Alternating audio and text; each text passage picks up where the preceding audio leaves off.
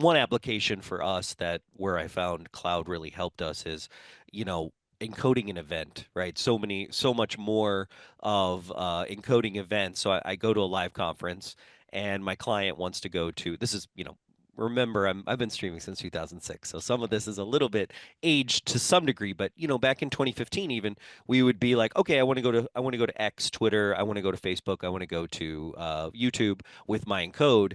We have found the biggest first initial kind of easy step for us from production tools and cloud migration was to take that one encode, send it into the cloud, and be able to distribute it. And it would save our clients a lot of money because we wouldn't have to deploy hardware on the ground.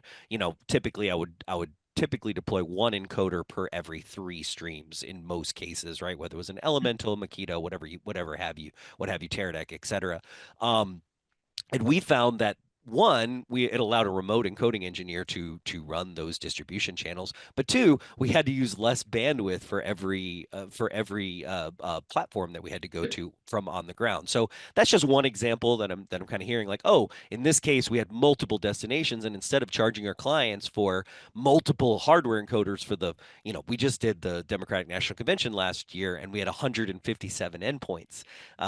Nobody wants to bring 50 encoders to an event, right? The cloud is a perfect place to start with that. So one of my questions is, what are some issues or problems that you have seen or have seen your clients experience when they decide, hey, I'm going to move on-prem to cloud?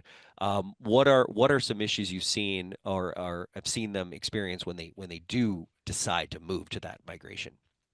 The cloud is very different, and you should think about things very differently. But one of our customers had exactly that example. They would have numerous encoders per endpoint, or one encoder per three endpoints, say, so that they weren't overloading one encoder and being able to separate that off into cloud-based distribution models. But we took that a step further. So actually using an on-site encoder with video and perhaps 8 different audio pairs, so you get all the different language translations, deliver all of that into the cloud, split that off into discrete channels, so you've got video and English video and French video and Italian, and then being able to send those to the different destinations. We did things like, oh, well, let's include in the cloud platform a transcoding engine, and so you can take that as it's coming in and you can repackage it. So you might have some broadcast distribution points that still want an interlace feed. You might have lower bitrate progressives. You might have, there's a whole host of different reasons for transcoding for different profiles. For Facebook might be slightly different to YouTube Live, might be slightly different to, Instagram Live and any other endpoints, and being able to build all of that in the cloud. But the key for us in there is thinking about automating the provisioning and the orchestration of those things, so that you don't have them as manual processes. You don't want one person responsible in that example for starting 157 different distribution schedules. You would like a system to play that out at the right time, so that the operator is dealing with exceptions and issues rather than the status quo and the norm. So I think if you think about things in an ideal world, what would I put here? And have that as your destination of what you want to try and build towards. And the chances are that in the vendor community is extraordinary. They have built these things. You just need to go and scratch the surface and find them. Sorry. No, okay.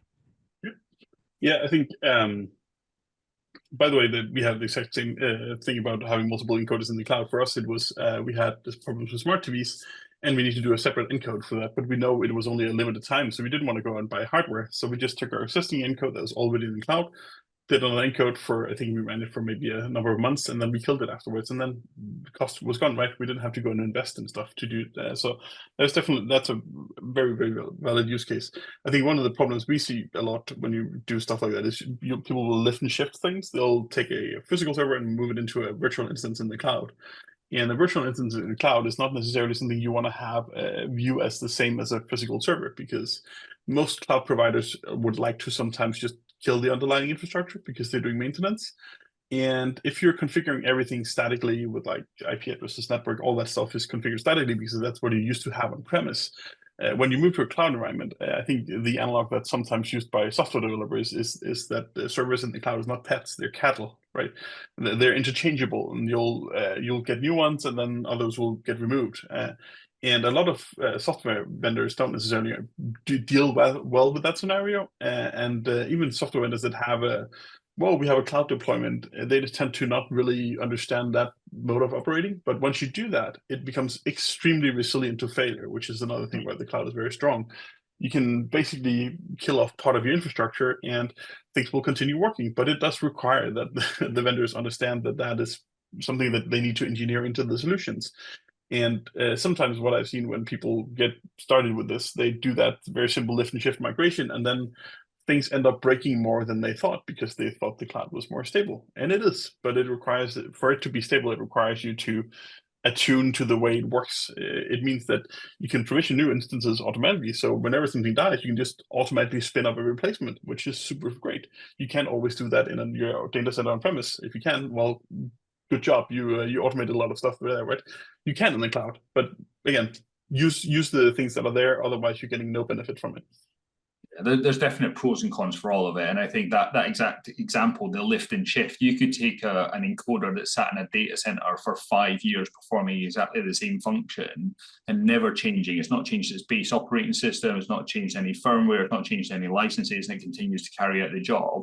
And if you lift and shift that into the cloud, within 6 to 9 months, the underlying infrastructure, there'll be a Linux support issue, and so all of a sudden CentOS isn't supported anymore, and everything needs to be upgraded to Alma. And then you find actually the software that's been installed on there isn't compatible with Alma, and you need to get a new firmware version. And all that new firmware version requires you to sign a new license agreement with the vendor, and now you're tied into a support contract for 3 years because the underlying infrastructure changed.